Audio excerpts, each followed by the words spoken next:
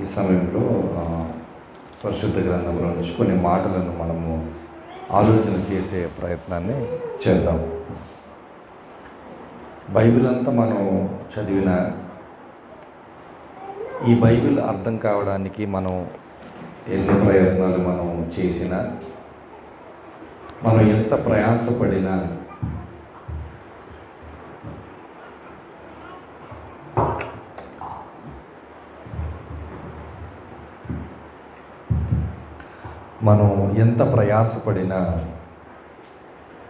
దేవుని గురించి అర్థం చేసుకోవటం అనేది చాలా కష్టమైన పని.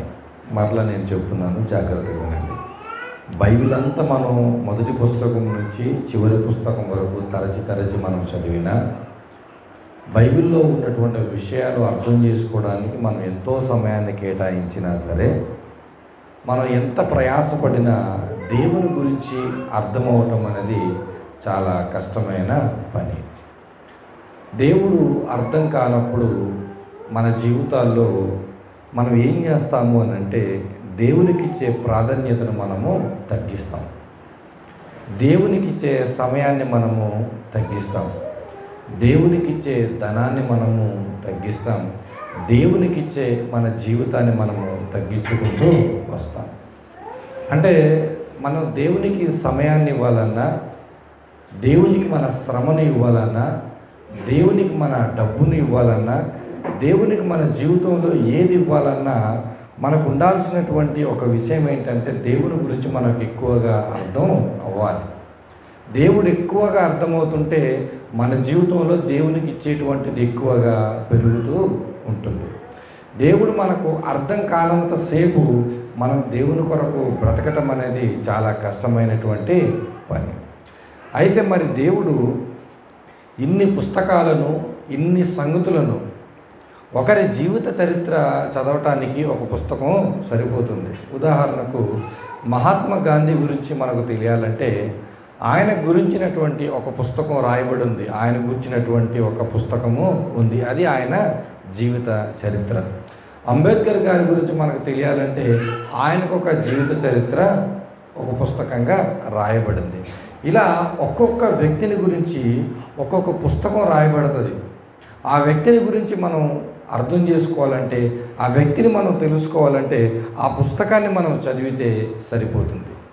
అలాంటిది బైబిల్లో ఎంతమంది జీవిత చరిత్రలు ఉన్నాయంటే కొన్ని వందల వేల జీవిత చరిత్రలు బైబిల్లో ఉన్నాయి. కొంతమంది గురించి అధ్యాయాలుగా రాయబడ్డాయి.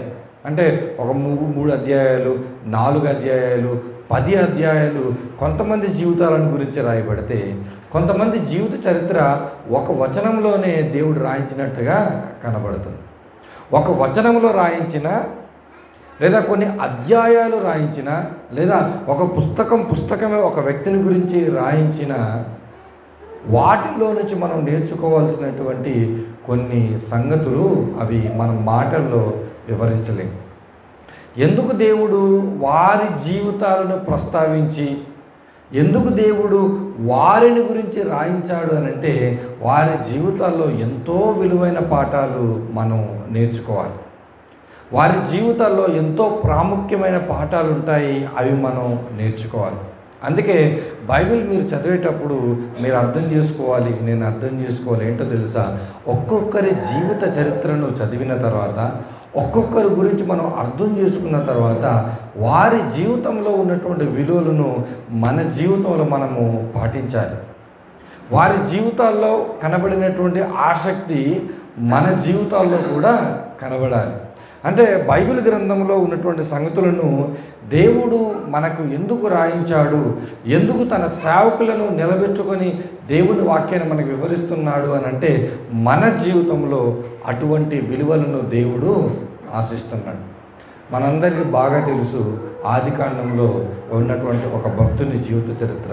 అది ఎవరిదనంటే యవనస్తుడైనటువంటి యోసేపు గారి జీవిత చరిత్ర మనందరికీ బాగా సుపరిచితమే. యవనస్తుడైనటువంటి యోసేపు గారి జీవితాన్ని మనం బాగా అర్థం చేసుకునేటప్పుడు, రాజు గారికి ఒక కల వచ్చింది, ఫరో గారికి ఒక కల వచ్చింది. ఆ కలకు భావము అతని యొక్క దేశంలో ఉన్నటువంటి ఎవరు కూడా చెప్పలేనటువంటి స్థితిలో ఉన్నారు. అంటే మాంత్రికులు ఉన్నారు, జ్ఞానవంతులు ఉన్నారు, చాలా తెలివి కలిగిన వారు ఉన్నారు. వీరెవ్వరు కూడా రాజుగారికి వచ్చినటువంటి కలభావాన్ని చెప్పలేకపోయి చేతులు ఎత్తేశారు. అలాంటప్పుడు ఒక వ్యక్తిని జ్ఞాపకం చేసుకున్నాడు ఆ రాజుగారి దగ్గర పనిచేస్తున్నటువంటి ఒక వ్యక్తి. ఆ వ్యక్తి ఎవరు? రాజుగారికి పానదాయక అధిపతిగా ఉన్నటువంటి ఒక వ్యక్తి. ఈయన ఈ పానదాయకుల అధిపతి ఒకప్పుడు జైల్లో ఉన్నప్పుడు ఆయనకు ఒక కల వచ్చింది. ఆయనకి కల వచ్చినప్పుడు ఆ కలకు భావాన్ని యోసేపు గారు చక్కగా వివరించారు. వివరించినట్టుగానే పానదాయకుల అధిపతి యొక్క జీవితంలో జరిగింది. ఇప్పుడు ఆయనకి వివరించిన కలభావము, ఆయన జీవితంలో జరిగిన సందర్భాన్ని బట్టి ఈ పానదాయకుల అధిపతి జ్ఞాపకం చేసుకుని ఫరో గారితో అంటున్నాడు, అయ్యా ఒకప్పుడు నన్ను జైల్లో పెట్టినప్పుడు, ఒకప్పుడు నన్ను మీరు ప్రిజన్లో పెట్టినప్పుడు నాకు కల వచ్చింది. ఈ కల వచ్చినప్పుడు ఒక వ్యక్తి, ఒక యవనస్తుడు ఆ కల భావాన్ని నాకు చెప్పాడు. ఆ కలభావం ఏం జరిగిందనంటే ఉన్నది ఉన్నట్టుగానే జరిగిందనంటే, సరే అతన్ని నా దగ్గరికి తీసుకుని రండి అనంటే యవనస్తుడైనటువంటి ఆ యొక్క యోసేపును ఆ యొక్క కారాగారంలో నుంచి, ఆ యొక్క బందీ గృహంలో నుంచి రాజు దగ్గరికి తీసుకొచ్చిన తర్వాత రాజుగారికి కలభావాన్ని చక్కగా ఎవరు చెప్పారు? యోసేపు గారు చెప్పారు. అయ్యా రానున్న 7 సంవత్సరములు సమృద్ధిగా పంట మీ దగ్గర పండుతుంది, ఆ తర్వాత వచ్చే 7 సంవత్సరములు గొప్ప కరువు రాబోతుంది. కాబట్టి నువ్వు ఏం చేయాలంటే రాజుగా ఈ 7 సంవత్సరాలు సమృద్ధిగా పంట పండినప్పుడు కొన్ని జాగ్రత్తలు నువ్వు తీసుకోవాలని చెప్పి చక్కటి అర్థాన్ని, ఆ కళ యొక్క భావాన్ని రాజుగారికి యోసేపు గారు తెలియపరిచారు. ఈ యొక్క కరువులో ఎవరి కుటుంబం పోవాలి తెలుసా?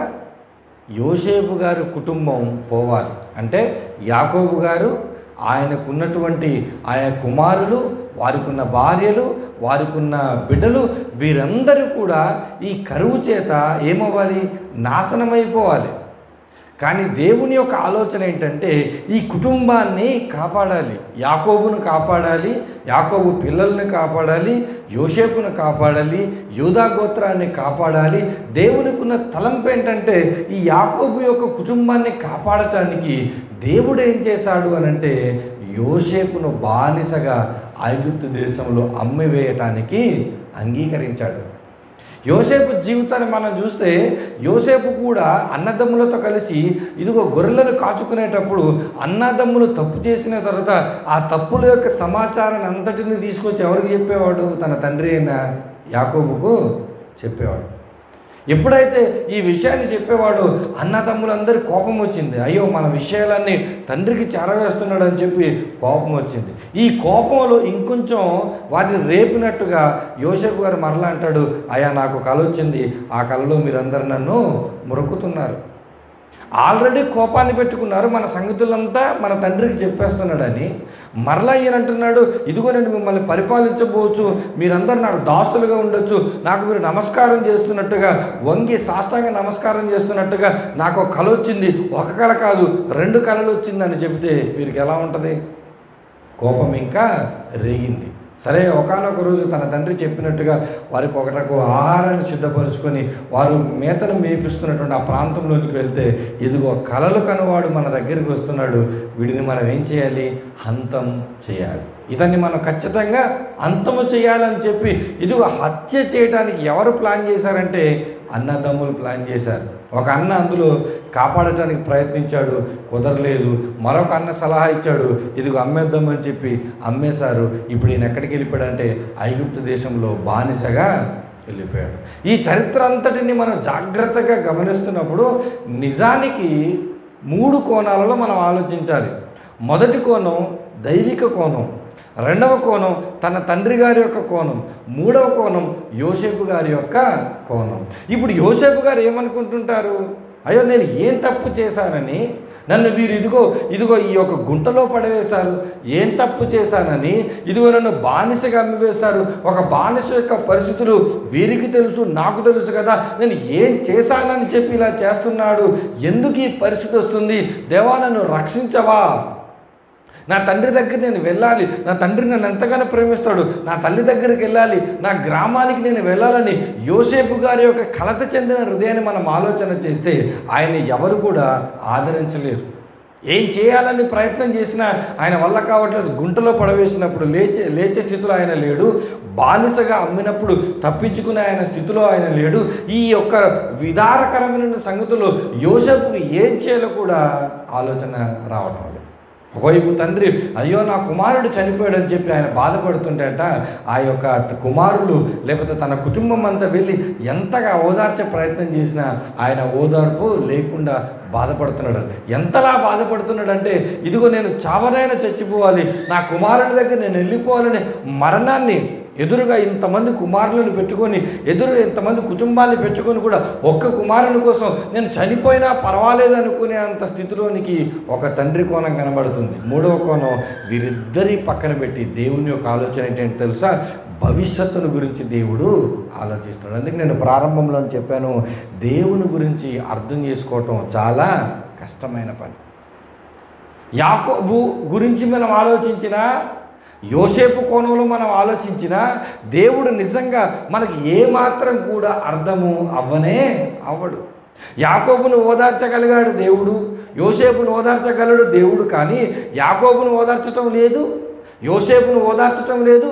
ఇద్దరిని బాధ పెడుతున్నాడు. ఈ ఇద్దరిని ఎందుకు బాధ పెడుతున్నాడంటే దేవునికి తెలుసు కొన్ని రోజుల తర్వాత భయంకరమైన కరువు వస్తుంది. కొన్ని రోజుల తర్వాత ఏమి దొరకదంటే తినడానికి తిండి దొరకదు. ఈ తినడానికి తిండి దొరకనప్పుడు ఈ యాకోబు కుటుంబానంతటిని కాపాడాలంటే ఒక వ్యక్తి ఏమవ్వాలి, నలిగిపోవాలి. ఒక వ్యక్తి ఏమవ్వాలి, బానిసగా మారిపోవాలి. ఒక వ్యక్తి ఏమవ్వాలి, అమ్మివేయబడాలి. ఒక వ్యక్తి ఏమవ్వాలి, తన కుటుంబం నుంచి దూరముగా వెళ్ళిపోవాలి. ఒక వ్యక్తి ఏమవ్వాలి, తన అన్నల ద్వారా జరుగుతున్నటువంటి ఆ నష్టాన్నంతటిని, ఆవేదనంతటిని, బాధనంతటిని అనుభవించాలి. ఎవరు అనుభవించారు? యోసేపు అనుభవించాడు. ఈ రాత్రి ఇక్కడ కూర్చున్న ప్రతి ఒక్కరితో నేను చెప్తున్నాను, నీ జీవితాన్ని ఎవరితో నువ్వు ముడిపెట్టి చూసుకోవాలి తెలుసా? యోసేపు గారితో ముడిపెట్టి నువ్వు చూడాలి. యోసేపును యొక్క జీవితాన్ని నువ్వు చూస్తున్నప్పుడు, యోసేపు గారి యొక్క పరిస్థితులు నువ్వు చూస్తున్నప్పుడు ఒక్కసారిగా నిన్ను నువ్వు ఊహించుకో. యోసేపు వంటి కష్టాలు, యోసేపు వంటి నష్టాలు, యోసేపు వంటి ఇబ్బందులు నీ జీవితంలో లేవా? ఉన్నాయి. యోసేపు గారి జీవితాన్ని మనం బాగా చూస్తే మొట్టమొదటిగా ఆయన ఏం కోల్పోయాడో తెలుసా? కుటుంబ ప్రేమను ఆయన కోల్పోయాడు. కుటుంబ ప్రేమను కోల్పోవటం అంటే, కుటుంబంలో ఒక వ్యక్తి యొక్క ప్రేమను కోల్పోవటం అంటే అది ఎంత బాధాకరమైన సంగతి. మనకు మన తల్లిదండ్రులు అంటే చాలా ఇష్టం, కానీ వారికి ముసలితనం వచ్చి వారు వృద్ధాప్యంలోనికి వచ్చి వారు మన నుంచి దూరంగా వెళ్ళిపోతారంటే అది ఎంత కష్టమైన పని. మనకు మన భర్త అన్నా లేకపోతే మన భార్య అన్నా మనకు చాలా ఇష్టం, ఒకప్పుడు వాళ్ళు మనల్ని విడిచిపెట్టి వెళ్ళిపోతారంటే అది ఎంత కష్టమైన పని. మనకు మన పిల్లలంటే బాగా ఇష్టం, కనీసం వారిని హాస్టల్లో స్కూల్లో వేయాలనంటే ఎంత కష్టం మనకి. అంటే ఒక వ్యక్తితో లేదా మన పిల్లలతో మన కుటుంబంతో ఒక బంధాన్ని పెనవేసుకున్న తర్వాత దాని నుంచి దూరం అవ్వాలంటే అది ఎంత కష్టమైన పని. ఇప్పుడు ఎవరి పరిస్థితి అలా ఉందో తెలుసా? యోసేపు గారి పరిస్థితి అలా. యోసేపు గారు మరలా తిరిగి వస్తాను అన్న ఆశ ఆయనకు ఉంటుందా? ఉండదు. ఎందుకంటే ఈరోజు మాదిరిగా ఆ రోజు కమ్యూనికేషన్ సిస్టము లేదు. ఒక దేశం నుంచి మరొక దేశానికి వెళ్ళిపోతే ఎప్పుడు తిరిగి వస్తాం మనకు తెలియదు. అందులో ఈయన అమ్మివేయబడ్డాడు, బానిసగా అమ్మివేయబడ్డాడు. కుటుంబ ప్రేమను కోల్పోయాడు యోసేపు. సరే, ఆ దేశానికి వెళ్ళిన తర్వాత ఏంటి ఆయన పరిస్థితి అంటే, ఇదిగో ఒక గృహంలో బానిసగా అమ్మివేయబడ్డాడు. ఇప్పుడు ఆయన ఎక్కడున్నాడంటే ఒక గృహంలో ఎలా ఉన్నాడో తెలుసా? బానిసగా ఉన్నాడు. బానిసగా ఉండటం అంటే తనకిష్టం వచ్చిన టైంలో పడుకోవటం, తనకిష్టం వచ్చిన తిండి తినటం, తనకిష్టం వచ్చినట్టుగా రిలాక్స్ అవ్వటం అనే అవకాశం ఉంటుందా అంటే ఉండదు. ఇప్పుడు ఆయన ఏ పరిస్థితిలో ఉన్నాడు? ఒక వ్యక్తి ఒక గృహంలో ఒక పనివాడిగా చేర్చబడ్డాడు.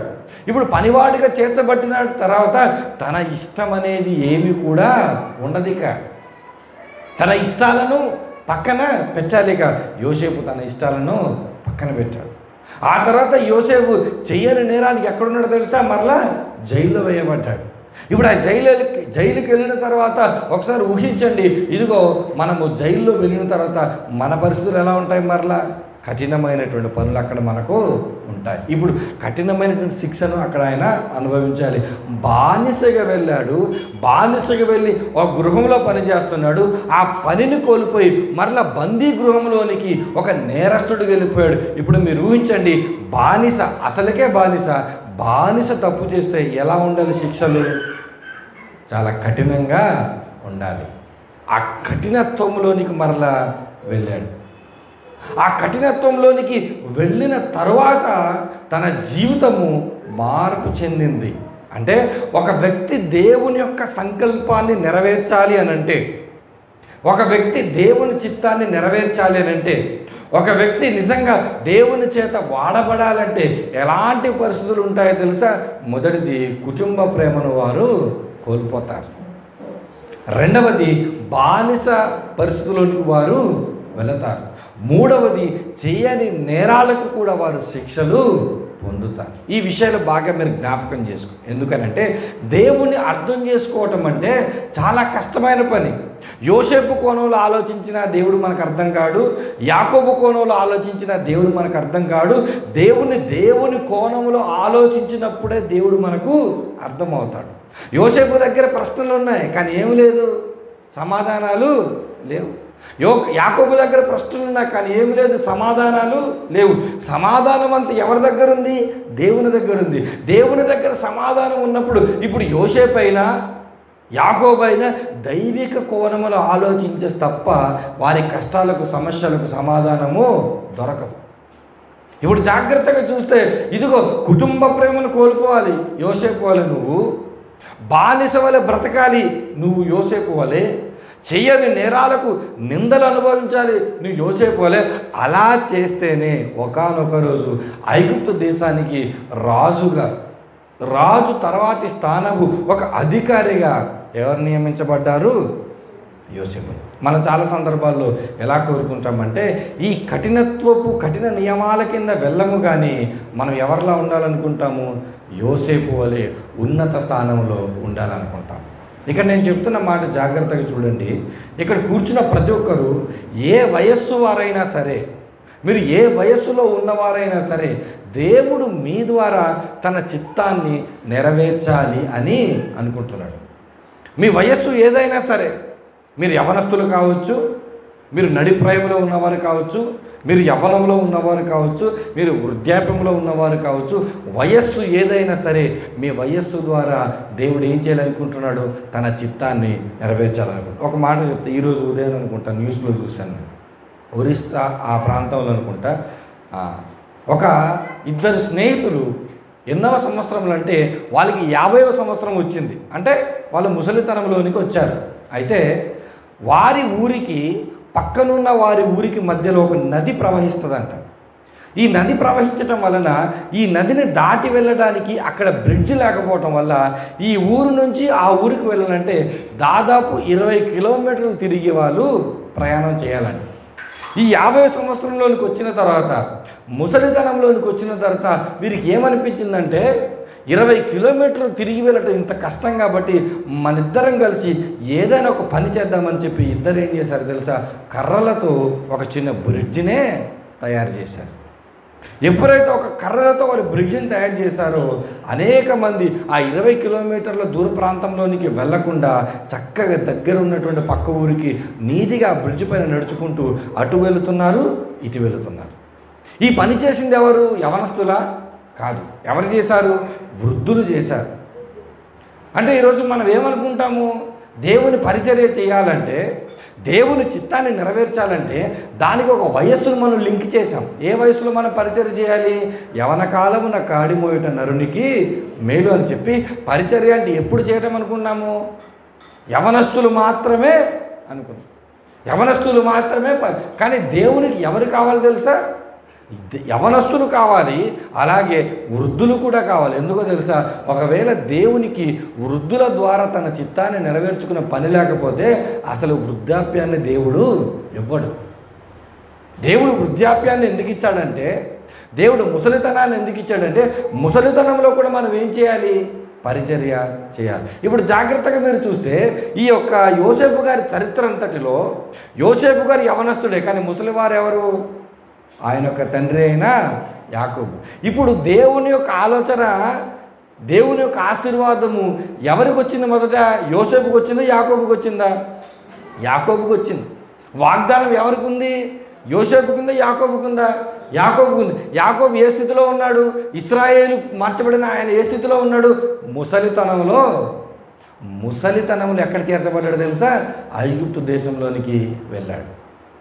బాగా అర్థం చేసుకోండి. దేవుని అర్థం చేసుకోవటం చాలా కష్టమైన పని. మనకు యోసేపు జీవిత చరిత్ర చదువుతున్నప్పుడు ఆయనే జ్ఞాపకం వస్తాడు. కానీ ఇశ్రాయేలుగా ఉన్నటువంటి యాకోబుకు మాట ఇవ్వటం వల్ల ఆ మాటను నెరవేర్చడానికి దేవుడు ఎవరిని వాడుకుంటున్నాడు? యవనస్తుడైనటువంటి యోసేపును వాడుకుంటున్నాడు. యవనస్తుడైన యోసేపును కఠినమైన శిక్షలు విధించి కఠినమైన నియమాల చేత ఎవరి చిత్తాన్ని నెరవేర్చుకుంటున్నాడంటే దేవుడు తన చిత్తాన్ని నెరవేర్చుకుంటున్నాడు. ఉన్నత స్థానంలోనికి దేవుడు ఎవరిని పెట్టాడు? యోసేపును పెట్టాడు. ఈరోజు ఇక్కడ కూర్చున్న మీ అందరితో నేను అడుగుతున్నాను, మీరందరూ నిజంగా ఇప్పుడున్న స్థితిగతుల్లో, యవనస్తులు కావచ్చు, వృద్ధులు కావచ్చు, నడిప్రాయంలో ఉన్నవారు కావచ్చు, ఇప్పుడున్న మీ స్థితిలో నిజంగా నా ద్వారా దేవుడు తన చిత్తాన్ని నెరవేరుస్తున్నాడు అనేటువంటి సంతృప్తి మీలో ఉందా? నా ప్రశ్న మీకు అర్థమైందా? మీరున్న స్థితిలో దేవా 17 ఏళ్ల వయసున్న వ్యక్తి కలనిచ్చి తన 30వ ఏట కలను నెరవేర్చిన దేవా, నాకు ఇన్ని సంవత్సరాలు ఉన్నాయి, ఇన్ని సంవత్సరాలు నా వయసులో ఇదిగో నీ చిత్తాన్ని నేను నెరవేరుస్తున్నానన్న సంతృప్తి నాకుందన్న సంతృప్తి మీలో ఎవరికైనా ఉందా? ఒకవేళ మీ సమాధానం నో అయితే, ఒకవేళ మీ సమాధానం కాదు, ఇంకా నాకు సంతృప్తి లేదు అని అనుకుంటే ఒక మాట చెప్తాను. ఈరోజు ఈ పరిసర ప్రాంతంలో ఎంతమంది క్రైస్తవులు ఉన్నాం? వేల మంది క్రైస్తవులు మనము ఉన్నాం. ఇక్కడ కూర్చున్న మనము సమాధానము లేదు, నా వల్ల నిజంగా దేవుని చిత్తం నెరవేరుతుందన్న సంతృప్తి నాకు లేదు అని అంటే, ఈరోజు ఈ పరిసర ప్రాంతంలో ఉన్నటువంటి వేల కొలది క్రైస్తవుల్లో కూడా ఎటువంటి సమాధానం ఉండొచ్చు? బహుశా ఎక్కువ శాతం లేదనే ఉండొచ్చు. తల్లిదండ్రులు క్రైస్తవులు కాబట్టి మన వాళ్ళు క్రైస్తవులు, కులం నమ్ముకున్నారు కాబట్టి మన కులపోలందరూ క్రైస్తవులు, ప్రాంతంలో ఉన్నటువంటి క్రైస్తవులు ఉన్నారు కాబట్టి మనమందరము క్రైస్తవులు. మన క్రైస్తవం ఎలాంటిదనంటే నాసిరకమైనది, వారసత్వమైనది. మన క్రైస్తవం ఎలాంటిదంటే గతి లేక ఏదో ఒక మతంలో, గతి లేక ఏదో ఒక దేవుడు ఉండాలి కదా అనుకునేటంత విలువలేనిది మన క్రైస్తవ్యం ఉంది. మన క్రైస్తవ్యం నిజంగా వాక్యానుసారమైనది అయితే 30 సంవత్సరాల వయస్సులో దేవుని చిత్తాన్ని నెరవేర్చడానికి నిలబడిన యవనస్తుడైనటువంటి యోసేపు వల్ల మన జీవితం ఉండాలి. కనీసం అలా లేకపోతే ముసలితనంలో ఉన్న ఇశ్రాయేలు వలనైనా మన జీవితం ఉండాలి. దేవుడు 2 కోణాలు చూపిస్తున్నాడు. యోసేపును చూసి యవనస్తుడు అయి ఉన్నావా, యోసేపులాగా అయినా ఉండాలి. లేదు యోసేపులా లేవా, కనీసం ఇశ్రాయేలు వలనైనా ఉండాలి. నీకు వృద్ధాప్యంలో లేదు సంతోషం, యవనంలో లేదు సంతోషం, నడిప్రాయంలో లేదు సంతోషం అంటే నువ్వు ఏ రకపు క్రైస్తవుడు అని అంటే దేవునికి విలువ లేనటువంటి క్రైస్తవుడు. దేవుని చిత్తము నీ ద్వారా జరగటం లేదు. దేవుని చిత్తము మన ద్వారా జరగనప్పుడు మన జీవితాలు ఉన్నా ఒకటే, లేకపోయినా ఒకటే. మన జీవితంలో దేవుని ఉద్దేశాలు లేనప్పుడు మనం బ్రతికినా ఒకటే, బ్రతకకపోయినా ఒకటే. ఎందుకంటే అర్ధరహితమైనది మన జీవితంలో ఎందుకు ఉన్నా ఒకటే, లేకపోయినా ఒకటే. నిన్నటి దినాన్న నేను నా స్నేహితుడు బైక్ పై ట్రావెల్ చేస్తున్నప్పుడు నా బండి దగ్గర ఉన్న 2 అద్దాలు కూడా నేను తీయించేశాను. ఎదురుగా 2 మిర్రర్స్ ఉంటాయి కదా, 2 మిర్రర్స్ కూడా తీయించేశాను. తీయించేసినప్పుడు హైవేపై మేము ప్రయాణం చేస్తున్నప్పుడు మాకు వచ్చిన ఆలోచన ఏంటంటే అద్దం ఉంటే బాగుండేది. ఎందుకంటే ఓవర్టేక్ చేయడానికైనా లేకపోతే వెనక ఎవరు వస్తున్నారైనా మనకు తెలియదు. మనం ఏం చేసాం, అందంగా ఉండాలి, లేకపోతే అద్దాలు ఉంటే ముసలోళ్ళ ఉంటాయి బళ్ళు అని చెప్పి ఉన్న అద్దాలు ఏం చేసి నేను చక్కగా తీసేశాను. ఆ ఆలోచనలో ఒక ప్రశ్న మాకు వచ్చింది. ఈ బైక్ తయారు చేసే వ్యక్తి ఈ బైక్లో చాలా వస్తువులను అమర్చుంటాడు. టైర్లు అమర్చుంటాడు, లేకపోతే పెట్రోల్ ట్యాంక్ అమర్చుంటాడు, లేకపోతే లైటింగ్కి కావాల్సినటువంటి ఆ బల్బులు అమర్చుంటాడు. ఇలా అన్నీ అమర్చుంటాడు కదా. ఈ వ్యక్తి, తయారు చేసిన వ్యక్తి ఏదైనా ఒక వస్తువుని అమర్చి, ఏదైనా ఒక వస్తువుని పెట్టి ఇది పనికిరానిది అని చెప్తాడా? మరోలా చెప్పాలంటే పనికి రానిది ఏదైనా బైక్లో ఉంటుందా? పెట్టిన ప్రతీది కూడా ఖచ్చితంగా పనికొచ్చేదే పెడతాడు తప్ప ఇది పెట్టి ఇది పనికిరానిది అయినా సరే పెట్టానని అంటాడా? అంటే ఒక బైక్ తయారు చేసే వ్యక్తి పెట్టే చిన్న చిన్న వస్తువులకే వెలుగు ఉంటే, జీవితాన్ని ఇచ్చిన దేవుడు మన జీవితంలో ఏ ఉపయోగం లేకుండా మనల్ని నిర్మిస్తాడా? ప్రతి ఒక్కరి జీవితంలో కూడా ఏదో ఒక ఉద్దేశము ఉంటుంది. కానీ ఆ ఉద్దేశాన్ని అర్థం చేసుకోకపోవటం వల్ల ఏమి గడిచిపోతుందనంటే మన జీవితాలే గడిచిపోతున్నాయి. మరి అనుకుంటారు, నేను అనుకుంటాను కాలం వెళ్తుంది కదా, బ్రతికేస్తున్నాం కదా, అంతా నడుస్తుంది కదా, ఏముందిలే అని నువ్వు నేను అనుకుంటాం. యవనం గడిచిపోయింది, నడిప్రాయం గడిచిపోయింది, వృద్ధాప్యం కూడా గడిచిపోద్ది, జీవితం నడిచిపోతుంది కదా అని నువ్వు నేను అనుకుంటాం. కానీ మన జీవితం మనం ఏం చేస్తున్నాం తెలుసా? మన జీవితాలతో మనము చెలగాటం ఆడుతున్నాం. ఒక మాటలో చెప్పాలంటే అగ్నితో మనం ఆటలాడితే ఏమవుద్ది? చేతులు కాలిపోతాయి. మన జీవితాలతో మనం ఏం ఆడుతున్నాం తెలుసా? ఆట ఆడుకుంటున్నాం. ఒక మాటలో చెప్పాలి, ఇలా ఆటలు ఆడిన తర్వాత దేవుని దగ్గరికి వెళితే అప్పుడు ఆయన ఆడతాడు ఆట. అప్పుడు అసలైన ఆట అక్కడ ఉంటుంది. ఈ జీవితం వల్ల నీకు ఇష్టం వచ్చినట్లుగా, నీకు నచ్చినట్లుగా, దేవుని చిత్తం మీద తెలుసుకోకుండా, దేవుని కొరకు బ్రతకకుండా, దేవునికి ఇచ్చే సమయం ఆయనకి ఇవ్వకుండా, దేవునికి ఇచ్చే శ్రమ ఆయనకి ఇవ్వకుండా, దేవునికి ఇచ్చే ధనం ఆయనకి ఇవ్వకుండా, దేవునికి ఇచ్చే ప్రాధాన్యత ఆయనకి ఇవ్వకుండా, సరదాల వెంబడి, కుటుంబాల కార్యక్రమాల వెంబడి, నీకు ఇష్టం వచ్చినట్టు, నాకు ఇష్టం వచ్చినట్టు, నీ ప్లాన్లు, నా ప్లాన్లు, నీ ఉద్దేశాలు, నా ఉద్దేశాలు, నీకు నచ్చినట్టుగా జీవితాన్ని ఒకరోజు ఇలా ఉండాలనుకుంటావు, ఒకరోజు అలా ఉండాలనుకుంటావు, అది చేయాలనుకుంటావు, ఇది చేయాలనుకుంటావు, నీకు నచ్చినని చేసుకుని దేవుని పనిగా లెక్క చేయకుండా బ్రతికితే గుర్తుపెట్టుకోండి, ఒకరోజు దేవుడు ఆడే ఆటలో ఎలా ఉంటామో తెలుసా? మనం ఊహించుకొని కూడా ఊహించుకోలేం. బైబిల్లో ఉన్న భక్తులు అన్ని కష్టాలు పడటానికి కారణం వారికి అవగాహన లేక కాదు, వారికి తెలియక కాదు. యోసేపు గారు అన్ని కష్టాలు పడిన తర్వాత మాట్లాడిన ఒక మాట మీరు చూడండి, ఆదికాండము. యోసేపు గారు అన్ని కష్టాలు పడిన తర్వాత ఆయన మాట్లాడుతున్న మాట ఒకసారి మనం చూద్దాం. ఆదికాండము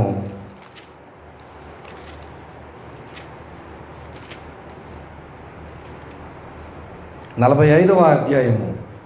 ఆదికాండము 45వ అధ్యాయము 5వ వచనాన్ని చూడండి.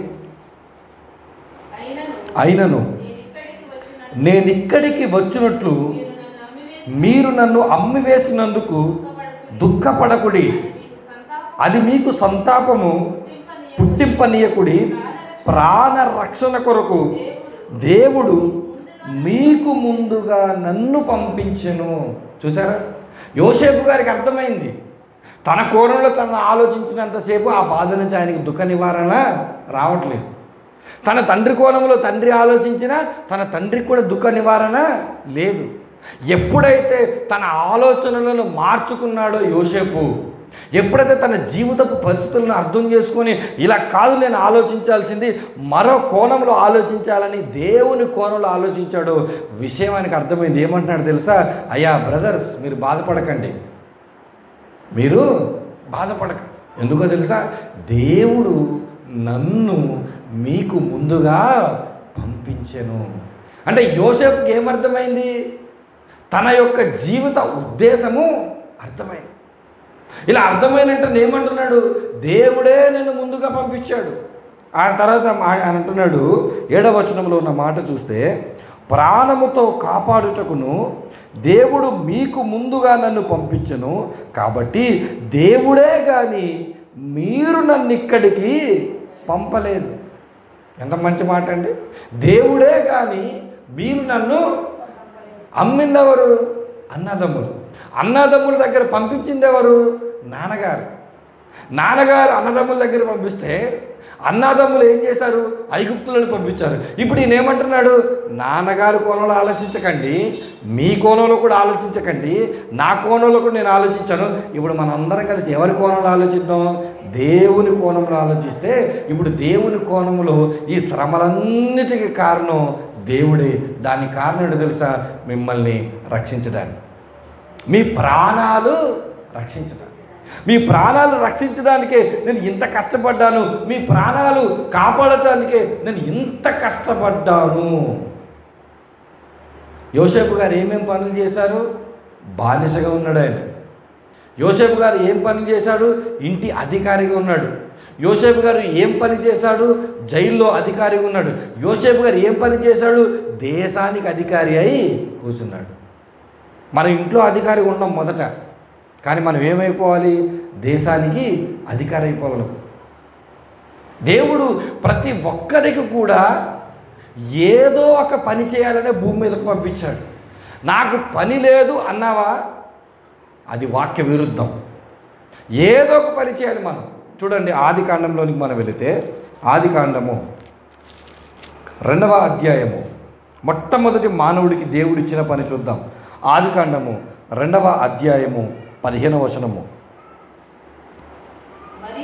మరియు దేవుడైన యెహోవా నరుని తీసుకొని ఏదైనా తోటను సేద్యపరచుటకును దాని కాచుటకును. ఆదాముకు దేవుడిచ్చిన పని ఏంటి తెలుసా? 1 వ్యవసాయం చేయి, 2వ పని ఏంటి? కాపరి పని. నన్ను ఎందుకు పుట్టించాడో నాకు తెలియదు, నేను ఎందుకు బతుకుతున్నానో నాకు తెలియదు అని అంటే, నీకు చెంప పెట్టుమనేటువంటి ఒక మాట, నీ చెంప చెల్లుమనిపించే ఒక మాట ఏంటి తెలుసా? అసలు భూమి మీద మొట్టమొదటిసారిగా ప్రారంభ మానవుడికి దేవుడు ఏమిచ్చాడు? పని ఇచ్చాడు. నీకు ఇవ్వడా పని? నీ పని నీకు తెలుసా? దేవుడు ఆయనకి ఏం పని ఇచ్చాడు? రైతుగా ఉండవయ్యా అన్నాడు. ఎవరికి? ఆదాముకి. తొలి రైతు ఎవరు అని అంటే ఆదాం. తొలి కాపరి ఎవరనంటే Adam. First security guard in the world. ప్రపంచంలోని మొట్టమొదటి సెక్యూరిటీ గార్డ్ ఆయన. మొట్టమొదటి ఫార్మర్ ఆయన, రైతు ఆయన. దేవుడు ఆయనకు పనిచ్చాడు. పనిచ్చి ఏమంటున్నాడు? ఈ నేలను నువ్వు సేద్యపరచు. దేవుడు ప్రతి ఒక్కరికి కూడా పనిచ్చాడు. ఎందుకు పనిచ్చాడు? ఆదాముకి ఎందుకు పనిచ్చాడు? చూడండి, 3వ అధ్యాయము 19వ వచనం చూడండి, 18, 19 వచనాలు చూడండి. అది నీకు మొలిపించును, పొలములోని పంట తిందువు, నీవు నేలకు తిరిగి చేరు వరకు నీ ముఖపు చెమట కార్చి ఆహారము తిందువు. ఎందుకయ్యా నీకు పొలాన్ని సేద్యపరిచే పని నీకు ఇచ్చానంటే, పొలములోని పంట నీవు తినాలి. జాగ్రత్తగా వినండి. అయ్యా ఆదాము, నీకు రైతుగా నేను పనిచ్చాను. ఎందుకు ఆ పనిచ్చాను? వ్యవసాయం చేయమన్నాను. ఎందుకు చేయమన్నాను? నువ్వు ఆహారాన్ని తినాలి. ఆ ఆహారం ఎక్కడి నుంచి వస్తుందంట? పొలములో నుంచి, నేల నుంచి వస్తుందంట. ఇప్పుడు ఆదాముకు దేవుడు ఏం చేశాడంటే, ఒక మాట అన్నాడు, నువ్వు చచ్చిపోయేంత వరకు నువ్వేం పని చేయాలి? ఈ పనే. ఆదాముకు అర్థమైంది, నువ్వు చచ్చిపోయేంత వరకు ఈ పనే చేయాలి. ఆయన ఏం చేశాడు? చనిపోయేంత వరకు వ్యవసాయం చేశాడు, చనిపోయేంత వరకు కాపరిగా ఉన్నాడు. ఎందుకనంటే, ఇదిగో నువ్వు తినే ఆహారము నేల నుంచి వస్తుంది. అది ఎలా నువ్వు సంపాదించాలి తెలుసా? ముఖపు చెమట కార్చి నువ్వు కష్టపడి నువ్వేం చేయాలి? సంపాదించాలి. యోసేపుకు దేవుడు పనిచ్చాడు. యోసేపు దేవుని చిత్తాన్ని నెరవేర్చాడు. ఇప్పుడు ఆదాముకు దేవుడు పనిచ్చాడు. మొట్టమొదటి వ్యక్తికి దేవుడు పనిచ్చాడు. ఆ పని ఏంటంటే, ఇదిగో జాగ్రత్తగా వ్యవసాయం చేయి, కాపరిగా ఉండు. ఆ పని ఆయన నెరవేర్చాడా లేదా? ఆ పని ఆయన నెరవేర్చాడు. ఇప్పుడు దేవుడు నిన్ను అడుగుతున్నాడు, నీకు దేవుడిచ్చిన పని నీకు తెలుసా? మీకు తెలుసా అంటే ఎవరికైనా దేవుడు నాకు ఈ పని ఇచ్చాడని? మనం ఏమనుకుంటాం? దేవుని పని అనగానే, దేవుడి యొక్క పని అనగానే కేవలం వాక్యం చెప్పటం, పాటలు పాడటం, పాస్టర్లు అవ్వటం, సువార్థికులు అవ్వటం, గాయకులు అవ్వటం, కానుకలు ఇవ్వటం, ఆ కోణంలోనే మనం ఆలోచిస్తాం. కానీ దేవుని పని, దేవుడిచ్చిన పని ఏంటో తెలుసా? నీవు చేసే పని ఎవరి పని? దేవుని పని. నువ్వు నేలను పండిస్తున్నావంట, అది ఎవరి పని? దేవుని పని. నువ్వు ఒక కార్పెంటర్గా ఉన్నావంట, అది ఎవరి పని? దేవుని పని. అది ఎవరిచ్చిన పనో తెలుసా? దేవుడిచ్చిన పని. ఇప్పుడు నీకు అర్థం అవ్వాలి, దేవుడు నీకు ఏం పని ఇచ్చాడో నీకు తెలియాలి. దేవుడు నీకు ఏం పని ఇచ్చాడో నీకు తెలియకపోతే నువ్వు ఏం చేస్తావో తెలుసా, నీ పనికి దేవుని పనికి మధ్య డిఫరెన్స్ నీకు అర్థమవుతుంది. అంటే ఉదాహరణకు దేవుడు నన్ను ఒక గవర్నమెంట్ టీచర్గా ఉద్యోగం ఇచ్చాడు అనుకోండి. ఇప్పుడు నేను ఏం చేస్తాను, అయ్య బాబో గవర్నమెంట్ టీచర్గా దేవుడు నాకు ఉద్యోగం ఇచ్చాడని నేను సువార్త చెప్పడం మానేశాను అనుకోండి, వాక్యం చెప్పడం మానేశాను అనుకోండి, దాని అర్థం ఏంటి అంటే దేవుడు నాకు ఇచ్చిన పనికి సువార్త పనికి మధ్య భేదం నాకు తెలియకుండా పోయింది. దేవుడు ఒకవేళ నాకు ఆ పని ఇచ్చి నన్ను ఏమనుకోవాలి తెలుసా, అది దేవుని యొక్క పని.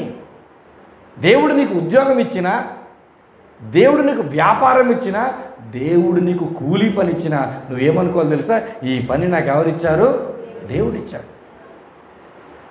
యోసేపుకు అర్థమైంది, నన్ను బానిసగా ఎవరు పంపించారు, దేవుడు పంపించాడు. దేవుడు ఎప్పుడైతే నన్ను బానిసగా పంపించాడని యోసేపుకు అర్థమైందో సంతోషంగా అంగీకరించాడు. లేదంటే కూర్చొని నీలాగా నాలాగా ఏడుస్తూనే ఉండాల్సి. ఆయనకు అర్థమైపోయింది, నన్ను ఇక్కడ పంపించింది ఎవరు, దేవుడు. ఈరోజు నువ్వు ఏ పని చేస్తున్నా సరే, నువ్వు సేవకుడివా, నువ్వు లేకపోతే ఒక టీచర్వా, నువ్వు ఒక డాక్టర్వా, ఒక కూలి పని చేస్తున్నావా, నువ్వు ఏ పని చేస్తున్నా సరే ఆ పని నీకు ఎవరిచ్చారని అర్థమవ్వాలి. మొట్టమొదటిగా దేవుడు నాకు ఇచ్చాడని అర్థమవ్వాలి. దేవుడు ఆ పని నీకు ఇచ్చాడని నీకు అర్థమైతే నీ ఉద్దేశం మారిపోద్ది. ఆ పని నువ్వు ఎలా చేస్తావో తెలుసా, నమ్మకంగా చేస్తావు. నమ్మకంగా ఈరోజు మనం ఉద్యోగాలు చేయటం లేదు, నమ్మకంగా ఈరోజు వ్యాపారాలు చేయటం లేదు, నమ్మకంగా ఈరోజు కూలి పని చేయట్లేదు అని అంటే దాని అర్థం ఏంటో తెలుసా, దేవుడే నాకు ఈ పని ఇచ్చాడన్న సంగతి మనకు అర్థమవ్వలేదు. ఈ రాత్రి నువ్వు నేను ఏం అర్థం చేసుకోవాలంటే, దేవుడు నీకు ఇచ్చిన పని ఎందుకు అని అంటే ఒక కారణం ఉంది. ఆ కారణం ఏంటో చూడండి. తిమోతికి రాసినటువంటి మొదటి పత్రిక 5వ అధ్యాయము, తిమోతికి రాసిన మొదటి పత్రిక 5వ అధ్యాయము 8వ వచనాన్ని దయచేసి చదవండి.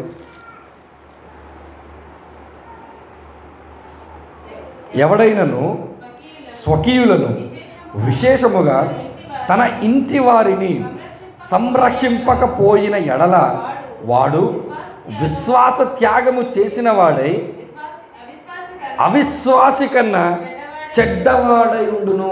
తిమోతికి పౌలు గారు చెప్తున్నారు, ఎవడు చెడ్డవాడు తెలుసా, అవిశ్వాసి కాదు, నువ్వు చెడ్డవాడివి. ఎప్పుడో తెలుసా, నీకు ఒక పనిని దేవుడిచ్చాడు. ఏ పని అది? ఒకరికి వాలంటీర్ అయి ఉండొచ్చు, ఏ పని అది? ఒకరు సర్పంచ్ అయి ఉండొచ్చు, ఏ పని అది? ఒకరు కూలి పనులు చేసుకునేవారై ఉండొచ్చు. ఈ పనులు దేవుడు నీకు ఎందుకు ఇచ్చాడు అని అంటే నీ కుటుంబాన్ని, తన ఇంటి వారిని సంరక్షించాలి. ఇప్పుడు యోసేపుకు దేవుడు పనిచ్చాడు. ఏం పనిచ్చాడు? బానిస పనిచ్చాడు. మొదట ఎందుకయ్యా నన్ను బానిసగా చేశావంటే యోసేపు ఏమంటున్నాడు, మీ ప్రాణ రక్షణ కొరకు దేవుడు నన్ను పంపించాడు. దేవుడు నీకు ఉద్యోగం ఇచ్చాడు. ఎందుకు ఇచ్చాడు? నీ కుటుంబాన్ని నువ్వు రక్షించడానికి. ఈ విషయం తెలియక చాలామంది చేసే ఉద్యోగాలైనా, చేసే వ్యాపారాలైనా, చేసే కూలి పనైనా ఎలా చేస్తారు? నమ్మకత్వాన్ని కోల్పోయి చేస్తుంటారు. ఈ రాత్రి ప్రతి క్రైస్తవుడు కూడా నిజంగా చెప్తున్నాను, ఈరోజు ఒక మాట చెప్తాను చూడండి. సువార్త అంటే ఇలాంటి వేదికల మీద చెప్పే సువార్త, కరపత్రికలు పట్టుకొని తిరిగే సువార్త, బహిరంగ సభల్లో పెట్టే సువార్త ఈరోజు మనుషులను ప్రభావితం చేస్తుందా? చాలా తక్కువ శాతం చేస్తుంది. మనం చాలా కష్టపడి 5 లక్షలు పెట్టి సభలు పెట్టండి, ఎవరు వస్తారు అక్కడ? మన ముఖాలే వస్తాయి, మన క్రైస్తవ ముఖాలే వస్తాయి. ఒక్క 5 లక్షలు పెట్టి 15 లక్షలు పెట్టి పెట్టిన సభల ద్వారా ఎంతమంది మార్పు పొందుతున్నారంటే మార్పు తర్వాత సంగతి, కానీ కనీసం ప్రభావితం వారు చేపడటం లేదు. ఇన్ని వర్తమానాలు మందిరాలు వినట్లేదా మనోళ్ళు? వర్తమానాలు విన్న మనోళ్ళకే దిక్కు లేదు. ఎన్ని వర్తమానాలు? ఇన్ని వర్తమానాలు విన్న మనోళ్ళకే దిక్కు లేనప్పుడు బయట వాళ్ళు అప్పుడప్పుడు అలా 1-2 మాటలు విన్న వాళ్ళు మార్పు వస్తుందా? రాదు. మరి ఎలా మార్పు వస్తుంది? ఎలా సువార్త ప్రకటించబడుతుంది తెలుసా? నువ్వు ఉద్యోగం చేస్తుంటావు చూడు, నీ మాట అక్కడ ఏముంటుంది? విలువ ఉంటుంది. నీతో పనిచేసేవారు ఉంటారు, నీతో పనిచేసేవారు ఉంటారు. నీ పనిచేసేవారి దగ్గరికి నేను వచ్చి మాట్లాడితే వాళ్ళు వినరు, కానీ నువ్వు మాట్లాడితే వింటారు. దేవుడు నీకు ఉద్యోగం ఇచ్చాడు ఎందుకో తెలుసా? నీ కుటుంబాన్ని రక్షించుకోవడానికి. ఈ రక్షించుకున్న తర్వాత నువ్వు చేయాల్సినటువంటి ఒక పని ఉంది. కానీ ఈ రక్షించుకున్న పనినే నువ్వు అర్థం చేసుకున్నప్పుడు దేవుడి పని నువ్వు చేయలేవు. దేవుడి పని చేయాలంటే మొదట దేవుడు నాకేమిచ్చాడు? కుటుంబాన్ని రక్షించుకునే పని ఇచ్చాడని ఆ కుటుంబ పోషణ పనిని ఎలా చేయాలో తెలుసా? నమ్మకంగా చేయాలి. చూడండి, దేవుని యొక్క ఆజ్ఞలలో ఉన్నటువంటి ఆజ్ఞలు మనం చూస్తే నిర్గమాకాండము 20వ అధ్యాయము, నిర్గమాకాండం 20వ అధ్యాయము 9వ వచనంలో ఉన్న మాటను చూద్దాం. నిర్గమకాండం 20వ అధ్యాయము 9వ వచనము. 6 దినములు నీవు కష్టపడి నీ పని అంతయు, అక్కడ ఏమని రాశాడు? నీ పని అంతయు, నీ పని అంతయు, నీది పని. ఏ పని? నువ్వు చేస్తున్న వ్యవసాయమైనా, నువ్వు చేస్తున్న వాలంటీర్ వర్క్ అయినా, నువ్వు చేస్తున్న కూలి పని అయినా, పని నీది. ఈ పని నువ్వు ఎలా చేయాలంట? 6 రోజులు కష్టపడి చేయాలంట. బానిసగా యోసేపు ఉన్నప్పుడు అది ఎంతో కష్టంతో కూడింది. కానీ ఎందుకు చేశాడు? ఇదిగో నా కుటుంబాన్ని నేను రక్షించాలి. ఆదాముకు చాలా కష్టమైన పని. ఆదాము అప్పుడే పనిముట్లు ఉన్నాయి. ఆదాముకు పార తెలుసా? నాగలి తెలుసా? గుణపం తెలుసా? కత్తి తెలుసా? ఏం తెలీదు. ఇప్పుడు ఆదాము చేయాలి, కష్టపడాలి. కష్టపడ్డాడా లేదా? కష్టపడాలి. ఎందుకో తెలుసా? తన ప్రాణాన్ని, తన కుటుంబం పట్ల ప్రేమ లేనివాడు, తన కుటుంబాన్ని రక్షించుకోవాలన్న ఆలోచన లేనివాడు వాక్యానికి విరుద్ధంగా వెళుతున్నాడు. వాక్యానికి విరుద్ధంగా వెళుతున్నాడు. బాధ్యతతో తన కుటుంబాన్ని ఆలోచించాలి. దేవుడు ఒక పని మొదటగా ఎందుకు ఇస్తాడంటే యోసేపు వలె కుటుంబాన్ని కాపాడాలి. ఆదాము తన కుటుంబాన్ని కాపాడాలి. అందుకే పౌలు భక్తుడు అంటున్నాడు, అయ్యా ఎవడైనా కానీ తన కుటుంబాన్ని రక్షించుకోలేకపోతే, సంరక్షించుకోలేకపోతే వాడు అవిశ్వాసి కన్నా చెడ్డవాడు నాకు ముద్ర వేశాడు. ఇక్కడ మోసే గారి ద్వారా ప్రజలందరికీ ఇదిగో 6 రోజులు మీరు ఏం చేయాలి తెలుసా? పని చేయాలి. ఎందుకయ్యా మేము పని చేయాలన్నాడు అనుకోండి. కొన్ని మాటలు చూద్దాం. 17వ వచనం చూడండి. 17వ వచనము. నీ పొరుగువాని ఇల్లు నువ్వేం చేయకూడదంట? నీ పొరుగువాని ఇల్లు అంటే ఒకడు ఇల్లు కట్టుకుంటాడు, ఆ ఇంట్లో నువ్వు ఉండాలని కోరుకున్నావు. ఎందుకు? నీకేం లేదు, ఇల్లు లేదు. అప్పుడు నువ్వేం చేస్తావు? ఏదో ఒక రకం గొడవ పెట్టుకొని ఆ ఇంట్లో నాకు భాగస్వామ్యం ఉందని చెప్పి ఆ ఇంటిని కాజేయడానికి నువ్వేం చేస్తావు? ప్రయత్నం చేస్తావు. 15వ వచనం చూడండి. 15వ వచనంలో ఏమని ఆజ్ఞ ఉంది? దొంగతనము చేయకూడదు. అంటే దొంగిలకూడదు. అంటే 10 ఆజ్ఞలలో 2 ఆజ్ఞలను మనం చూసినప్పుడు ఏమని చెప్పబడుతుంది తెలుసా? నువ్వు దొంగతనం చేయకూడదన్నా నీకు పని ఉండాలి, ఆ పని నువ్వు చేయాలి. నువ్వు పొరుగువాని ఇల్లు ఆశింపకూడదు అన్నా నీకు పని ఉండాలి, నువ్వు చేయాలి. నీ పొరుగువాని దాసినైనను, ఎద్దునైనను, గాడిదనైనను, నీ పొరుగువాని దేనినైనను నువ్వు ఆశింపకూడదంటే నీకేముండాలి? ఒక పని ఉండాలి. ఆ పని నీకు తెలియాలి. ఆ పని దేని కొరకు నువ్వు చేయాలి? నువ్వు కుటుంబం కొరకు నువ్వు చేయాలి. ఆ పని నువ్వు కుటుంబం కొరకని నువ్వు చేస్తే ఎలా చేస్తావో తెలుసా? ఎంత కష్టమైనా తట్టుకుంటావు. ఈరోజు గల్ఫ్ కంట్రీస్లోకి వెళ్ళిన తర్వాత అక్కడ ఎంత కష్టమున్నా మన వాళ్ళు కష్టపడి ఎందుకు చేస్తారు? కుటుంబాన్ని పోషించుకోవాలి. ఇంత దూరం వచ్చాం, కుటుంబం మీద ఏముంది? ప్రేమ ఉంది. ఒక సహోదరుడు నాతో మాట్లాడుతూ, విదేశాల్లో పనిచేసుకుంటున్న ఒక సహోదరుడు మాతో మాట్లాడుతూ తన యొక్క బిడ్డలను మిస్ అవుతున్న బాధను తను మాట్లాడుతున్నప్పుడు ఆయన ముఖంలో నాకు బాధ ఏంటో అర్థమైంది. తన కుమార్తెను మిస్ అవుతున్నప్పుడు, తన కుమారుణ్ణి మిస్ అవుతున్నప్పుడు, అయ్యో వీరితో సమయాన్ని నేను కేటాయించలేకపోతున్నాను, వీరితో నేను ఆడుకోలేకపోతున్నాను, వీరితో నేను ఉండలేకపోతున్నాను, వీరికి నేను తోడుగా ఉండలేకపోతున్నానని ఆయన మాటల్లో నాకు విషయం ఎంత బాగా అర్థమవుతుంది అని అంటే ఎంత బాధపడుతున్నాడో అర్థమైంది.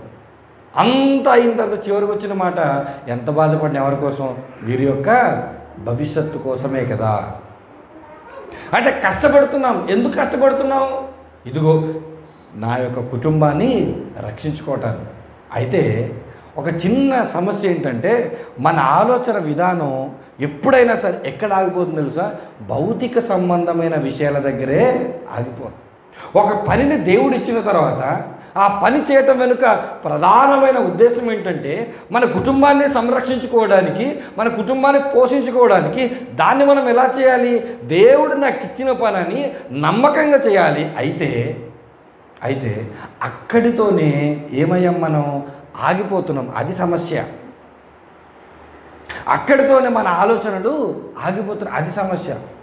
మనం ఎంత స్థాయికి వెళ్ళిపోతున్నాము అని అంటే ఒకసారి చూడండి, హోషేయ గ్రంథము 14వ అధ్యాయం. మన ఆలోచన విధానము పని దొరికిన తర్వాత ఎలా మారిపోయిందనంటే, హోషేయ గ్రంథము 14వ అధ్యాయము 3వ వచనాన్ని దయచేసి చదవండి.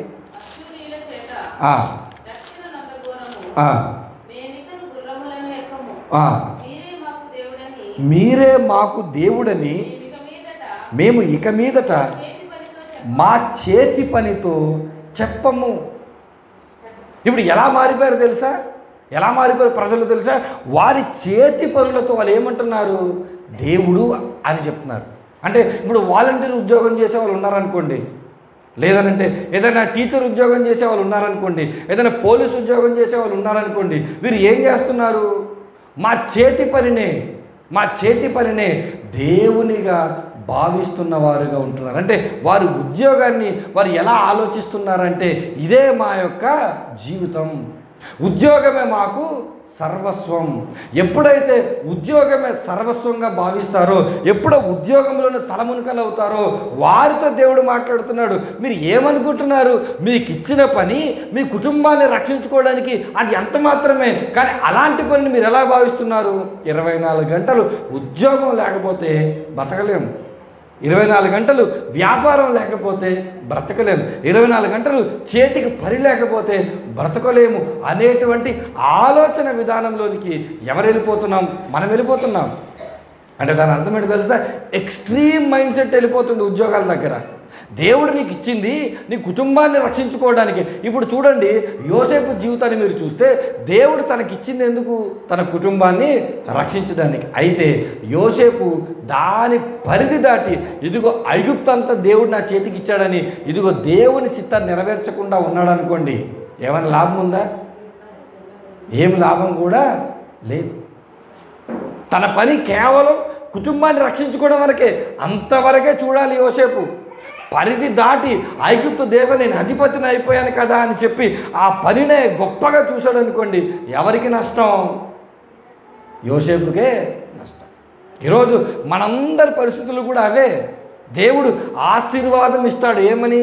ఉద్యోగాలు లేనివాడు ఉద్యోగాలు ఇస్తున్నాడు, వ్యాపారం లేనివాడు వ్యాపారం ఇస్తున్నాడు, పనులు లేనివాడికి పనులు ఇస్తున్నాడు. పనులు ఇచ్చిన తర్వాత ఏం మర్చిపోతున్నావు? దేవుణ్ణే మర్చిపోతావు. కుటుంబాన్ని పోషించుకుంటున్నావా? దర్జాగా పోషించుకుంటున్నావు. ఆ చిత్తాన్ని నెరవేరుస్తున్నావు. ఆ పని చేస్తున్నావు. కానీ దాని మూలన ఎవరిని విడిచిపెడుతున్నామంటే దేవుణ్ణి విడిచిపెడుతున్నావు. అది న్యాయమా? నీకు పనినిచ్చింది ఎవరు? దేనికి ఇచ్చాడు? నీ కుటుంబాన్ని పోషించుకోవడానికి. అంటే నీ పని పట్ల దేవునికి ఆలోచన ఉంది, నీ కుటుంబం పట్ల దేవునికి ఆలోచన ఉంది. మరి నీ పని పట్ల నీ కుటుంబం పట్ల దేవునికి ఆలోచన ఉన్నప్పుడు నువ్వు దేవుణ్ణే మర్చిపోతే ఎలా? దేవునికే సమయం ఇవ్వకపోతే ఎలా? దేవుని దగ్గరకు వచ్చి ప్రార్థించకపోతే ఎలా? దేవునికి నువ్వు చేయవలసినటువంటి సహకారము దేవుని పనులకు చేయకపోతే ఎలా? ఈరోజు ఏమనుకుంటారు తెలుసా?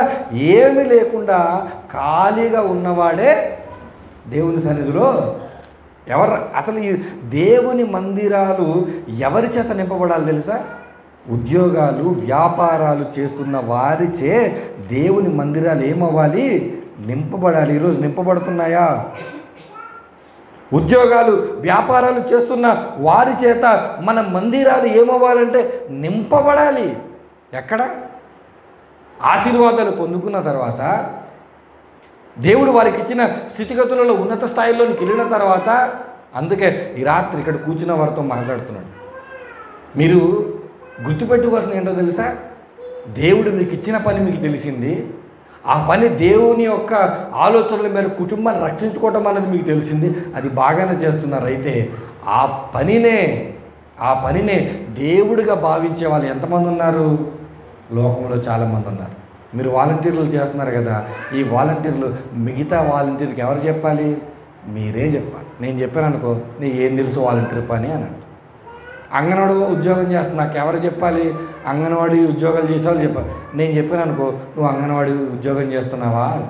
కూలి పని చేసేవాళ్ళు మీరేం చెప్పాలి? మీరు వెళ్ళి వారే చెప్పాలి. నేను వచ్చి చెప్పాను అనుకో, నువ్వు తిని తేరా కూర్చుంటావు, నువ్వా నాకు చెప్పేదని అంటారా లేదా?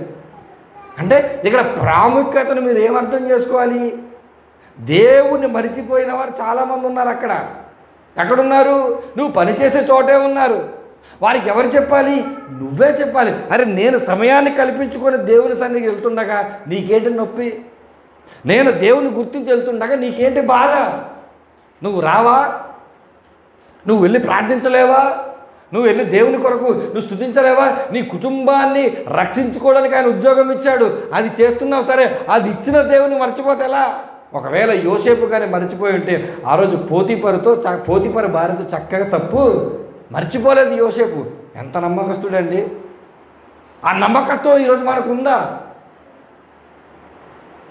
ఒకరేమో ఉన్నత స్థితిలోనికి వెళ్ళిపోయిన తర్వాత, దేవుడు ఆశీర్వదించిన తర్వాత గొప్ప స్థితిలోనికి వెళ్ళిపోయి దేవుని లెక్క చేయకపోతే మరొక వర్గం ఉంది. చూడండి, మరొక వర్గం ఉంది. ఎలాంటి వాళ్ళు చూడండి. సామెతల గ్రంథము 12వ అధ్యాయము, సామెతల గ్రంథము 12వ అధ్యాయము 9వ వచనం చూడండి.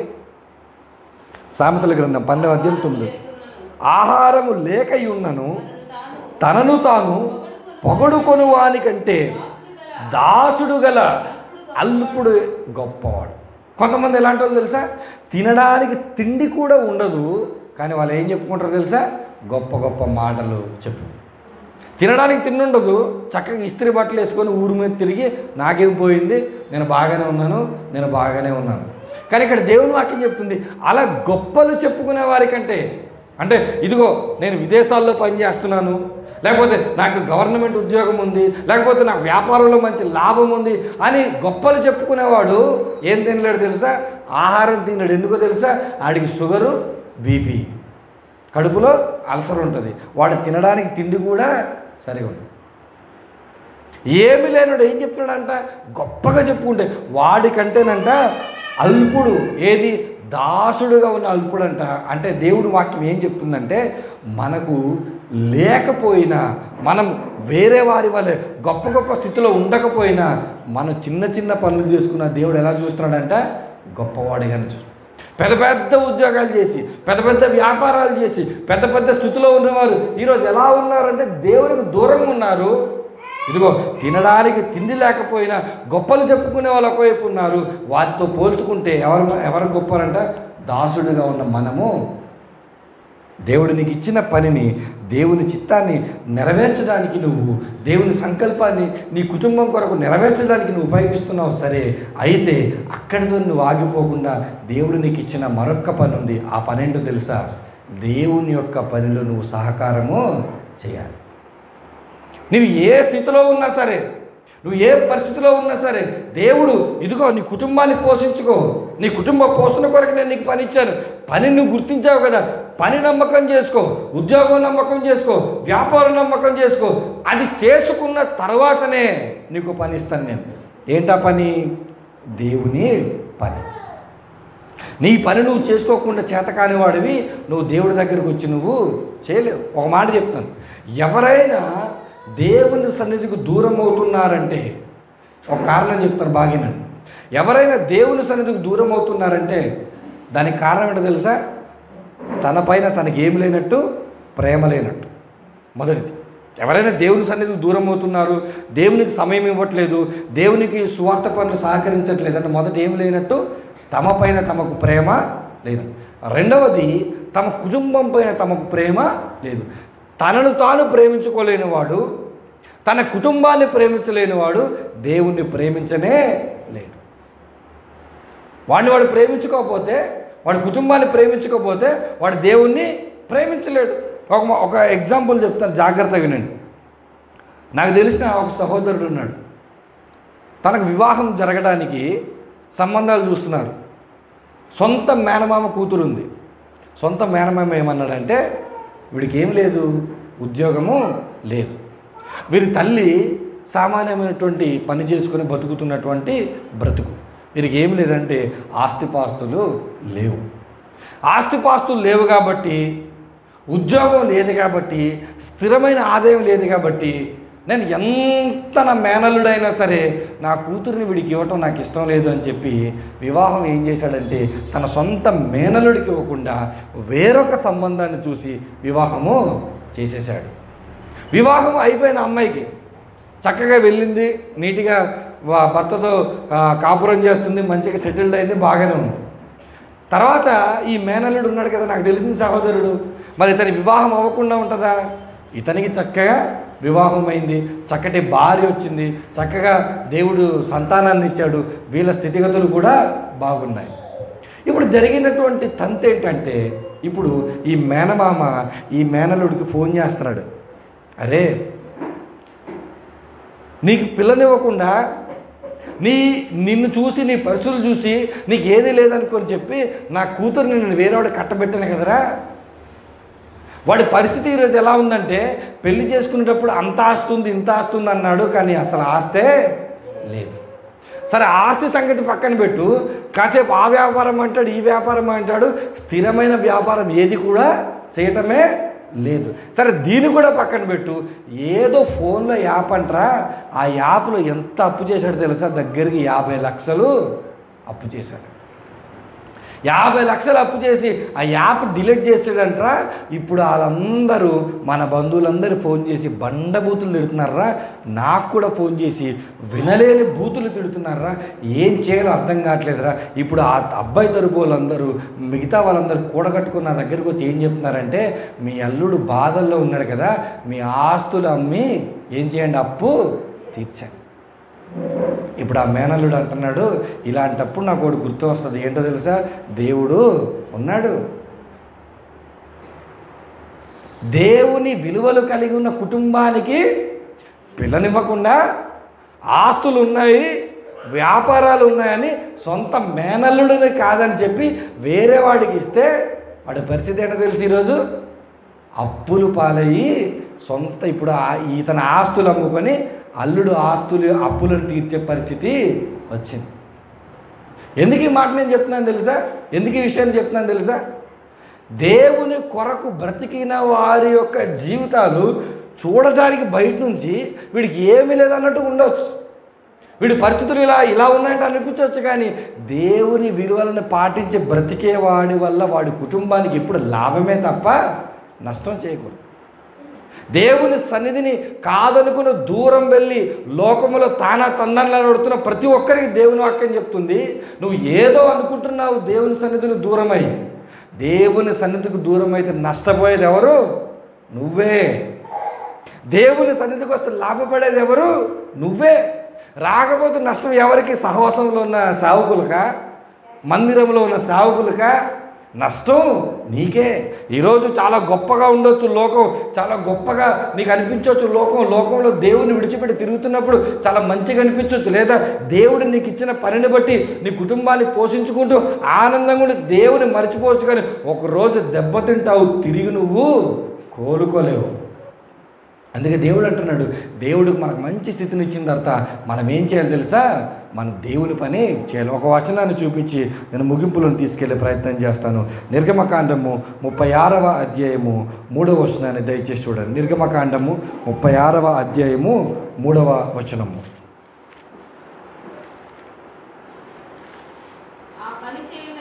ఆ పని చేయుటకై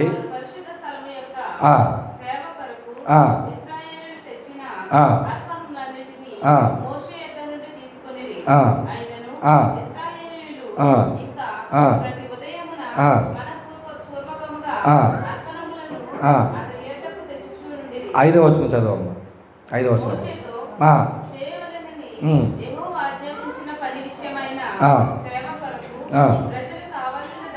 కావలసిన దానికంటే బహు విస్తారముగా తీసుకొని వచ్చిరని చెప్పిరి.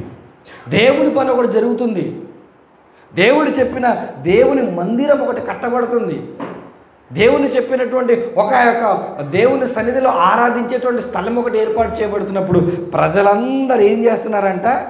ప్రతి ఉదయమున మనస్ఫూర్తిగా కానుకలు తీసుకొస్తున్నారంట. ఎంత తీసుకొచ్చారంటే బహు విస్తారముగా. ఇప్పుడు ఇక్కడ ఉన్నటువంటి మిమ్మల్ని మీరు ప్రశ్నించుకోండి, దేవునికి విస్తారమైన సమయాన్ని మనం ఇస్తున్నామా? దేవునికి విస్తారమైన కష్టాన్ని మనం ఇస్తున్నామా? దేవునికి విస్తారమైనటువంటి ధనాన్ని మనం ఇస్తున్నామా? ఇవ్వటం లేదంటే అర్థం ఏంటి? మనకది లేదు. నీ దగ్గర టైం ఉంటే నువ్వేం చేస్తావు? దేవునికి ఇస్తావు. టైం నీ దగ్గర లేదు, వేరే వాటి చేతులు నీ టైం ఉంది, అందుకే నువ్వు దేవునికి టైము ఇవ్వలేవు. నీ డబ్బు సంపాదిస్తున్నావు, దేవునికి ఇవ్వలేకపోతున్నావు అంటే దాని అర్థం ఏంటి? నీ డబ్బు దేవునికి ఇచ్చే అంత కంట్రోల్ కూడా నీ చేతిలో లేదు. కానీ ఇశ్రాయేలీయులు చూడండి, విస్తారమైన ఆస్తులు తీసుకొచ్చారు, విస్తారమైనటువంటి ఆ యొక్క ప్రతిఫలాలు దేవుని తీసుకొచ్చారు. ఎందుకంటే ఇశ్రాయేలీయులకు ఒక మాట తెలుసు, దేవుడు మన ద్వారా తన చిత్తాన్ని నెరవేర్చాలని. ఈరోజు ఎవరైతే దేవునికి సమయం ఇస్తారో, ఎవరైతే దేవునికి శ్రమనిస్తారో, ఎవరైతే దేవునికి ధనం ఇస్తారో వారందరూ ఏంటో తెలుసా? దేవుని చిత్తాన్ని నెరవేర్చేటువంటి పనిలో ఉన్నవారు. ఈరోజు ఎవరైనా దేవుని మందిరంలోనికి రాకుండగా, ఈరోజు ఎవరైనా దేవుని సన్నిధిలో రాకుండగా సమయాన్ని దొంగిలించిన వారైతే వారు ఆ రోజు ఏం కోల్పోయినట్టు? దేవుని చిత్తాన్ని కోల్పోయినట్టు. కాబట్టి ఈ చేరి వచ్చిన మీ అందరితో దేవుని వాక్యముతో ప్రేమపూర్వకంగా నేను చెబుతున్న మాట ఏంటంటే, దేవుడు మనకు పని ఇచ్చాడు, ఆ పని మన కుటుంబాన్ని పోషించుకోవాలి. ఆ తర్వాత దేవుడు మనకు పని ఇచ్చాడు, ఆ పని ద్వారా మనం ఏం చేయాలి తెలుసా? దేవుని పని మనము చేయాలి. రోమిలికి రాసిన పత్రిక 16వ అధ్యాయము 23వ వచనాన్ని చూసుకొని మనం ముగింపులోనికి వెళ్దాం. రోమిలికి రాసినటువంటి పత్రిక 16వ అధ్యాయము 23వ వచనము.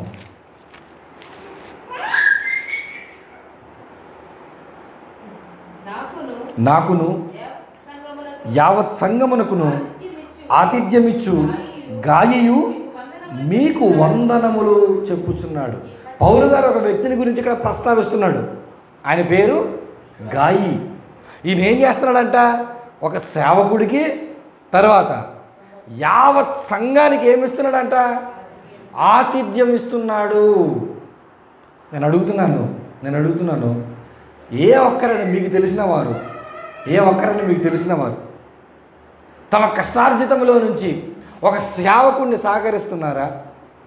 అంటే ఆదివారం ఇచ్చే కానుకలు కాదు. అయ్యా నువ్వు సేవ చేస్తున్నావు, నువ్వు సేవలో ఉన్నావు, నీ కష్ట నష్టాలు ఉంటాయి, ఇదిగో నేను నీకు సహకారం చేస్తున్నాను. అయ్యా మీ సంఘం కష్టంలో ఉంది, ఇదిగో మీకు సహకారం చేస్తున్నానని తమ యొక్క కష్టార్జితంలో నుంచి దేవునికి ఇస్తున్నారా? ఆదివారం కానుకలు ఇస్తారు. ఎందుకు? ఈ ఆదివారం నుంచి శనివారం దాకా కాచి కాపాడి నందుకు. దశంభాగం ఎందుకు ఇస్తారు?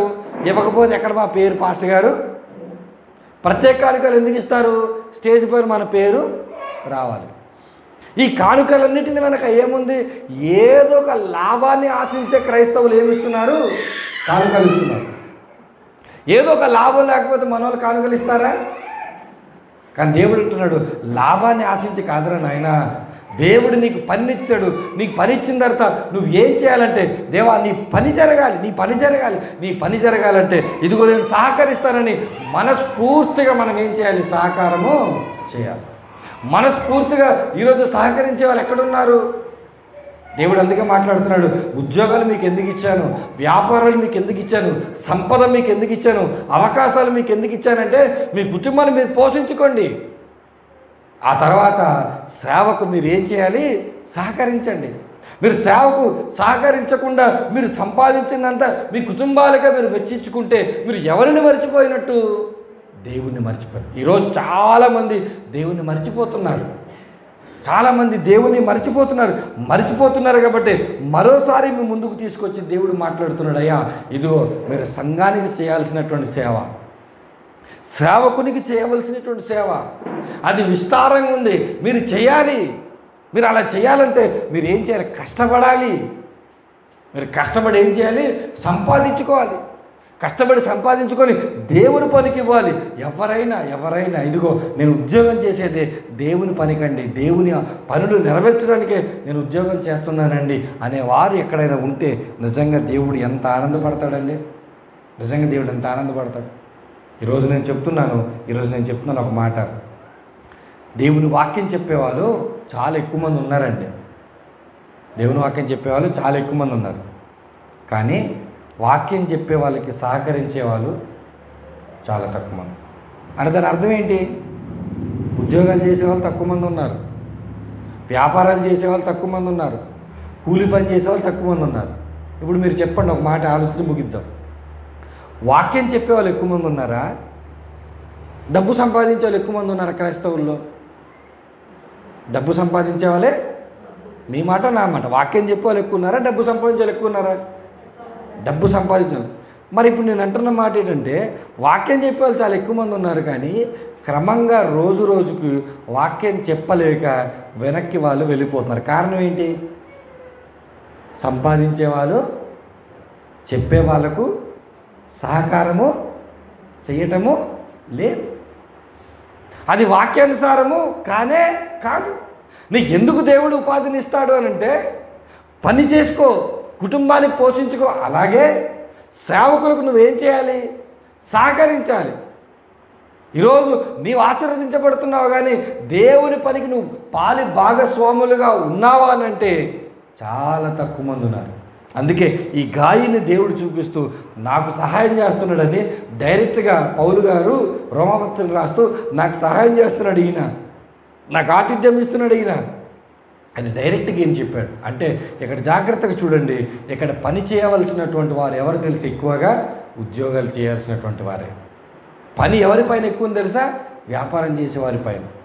మీరు ఉద్యోగాలు చేసుకోవాలి, మీరు కూలీ పనులు చేసుకోవాలి, మీరు వ్యాపారాలు చేసుకోవాలి. మీరు వ్యాపారాలు ఉద్యోగాలు చేసుకుంటూ ఇదిగో దేవుని సేవకు మీ వంతు సహకారాన్ని మీరు ఇవ్వాలి. నేను అంటాను, మీలో ఎవరైనా నాకు సహకారం చేయాలని ఉంది, నాకు సహకారం చేయాలని ఉంది అని అంటే, నేను మీకు ఒక విషయాన్ని చెప్పి నేను ముగింపులో తీసుకున్నాను.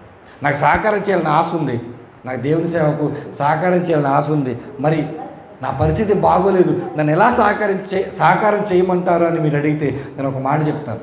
నిజంగా మీకు సహకారం చేయాలని ఆశ ఉంటే, బీద విధవరాలు ఎంత సహకారం చేసింది? కానుకలు ఎంత ఇచ్చింది? 2 కాసులు. ఒక తీర్మానం తీసుకోండి. మీరు నిజంగా దేవుని పనికి మీకు సహకారం చేయాలనుకుంటే మీరు ఎంత ఇవ్వండి తెలుసా? దేవునికి 2 రూపాయలు. ఆమె 2 కాసులు ఇచ్చింది, మీరు సావుకుడికి ఎంత ఇవ్వండి? 2 రూపాయలు. అయ్యా నా స్థితి ఇది, నా సహకారం ఇది, ఇదిగో నేను 2 రూపాయలు మీకు ఇస్తున్నానని చెప్పి మీరు వ్యక్తిగతంగా ఆ సేవకునికి సహకరిస్తే పరిచర్య ఏమవుతుంది? ముందుకెళ్తాం. నేను ఈరోజు చెప్తున్న మాటలు జాగ్రత్త గుర్తుపెట్టుకోండి. యోసేపు తన జీవితంలో తన చిత్తాన్ని ఎలా నెరవేర్చాడో, మనం మన జీవితంలో చిత్తాన్ని నెరవేర్చుకోవడంలో సగం మాత్రమే ఉన్నాం. అంటే ఉద్యోగాలు చేసుకుని కుటుంబాన్ని పోషించుకుంటున్నాం, ఇంకొంత బాగా మనం ఏం చేస్తున్నాం? లెక్క చేయటం పక్కన పెట్టాం. ఈ రాత్రి ఒక మంచి తీర్మానం తీసుకోండి. మీ జీవితంలో యోసేపు వలె సంపూర్ణంగా చేయాలంటే ఒక తీర్మానం తీసుకొని దేవుని పనికి వ్యక్తిగతంగా మీరు సహకరించేటువంటి విధానాల్లోనికి మీరు వెళ్ళి వ్యక్తిగతంగా మీరు సహకరించండి. సంపూర్ణ చిత్తంలోనికి మీరు నేను ఉంటాం. అట్టి స్థితి దేవుడు మీకు నాకు అనుగ్రహించాలని మనస్ఫూర్తి కోరుకుంటూ తలలో వంచండి, చిన్న ప్రార్థన చేసుకుని ముగించుకుందాం. తండ్రి నీకు వందనాలు ప్రభువా. యోసేపు జీవితంలో పడిన కష్టాలు ప్రభా నీ చిత్తాన్ని నెరవేర్చడానికే. అట్టి కష్టాలు మాకు మీరు ఒకరు అనుగ్రహించినప్పటికీ దేవా, అది మీ చిత్తం నెరవేర్పుగా మేము గ్రహించినట్లుగా మాతో మాట్లాడినందుకు నీకు వందనాలు. మా జీవితంలో ప్రభా నీ పని కొరకు తండ్రి ఒక మంచి తీర్మానం తీసుకొని నీ పనిని చేసేవారుగా సంపూర్ణంగా ముందు కొనసాగే వారు ఉండినట్లుగా సహాయం చేస్తామని వేడుకుంటూ ప్రభు అయిన యేసుక్రీస్తు నామం పేరిట ప్రార్థన అడుగుచున్నాను తండ్రి. ఆమేన్.